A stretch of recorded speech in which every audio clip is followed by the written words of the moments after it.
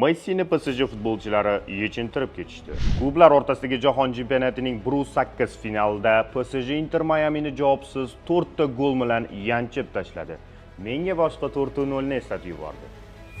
O'yindan so'ng Leo Ashraf Hakimi bilan futbolka alishdi. Bunga jim qarab tura olmagan pitssaxo'r Dembele esa Messidan bosh-oyoq sarpo oldi. Usmon Dembeledek kuyovingiz bo'lsa, sarpolarni tayyorlavering aka deb nom berdik vaziyatga. O'yin tahliliga kelsak, PSG juda katta ustunlikni qo'lga oldi va Inter Miami faqat lotereyalardan omadini kutayotgan odamdek qarshi hujumlarda omadini sinab ko'rmoqchi bo'ldi. Lekin baxtga qarshi choyxonachi Suarez super vaziyatdan ham foydalana olmadi. Va o'sha epizoddan keyin stadionda jimlik va Messi nigohida achinish edi. Ammo o'tgan videolarimizdagi onaxon bu safar yosh shunchaki raqam degan banner bilan kayfiyatini ko'tarib qo'ydi. Video yoqqan bo'lsa, Messichilarga jo'natib qo'ying. Yurakchani qizartirib qo'yish esdan chiqmasin.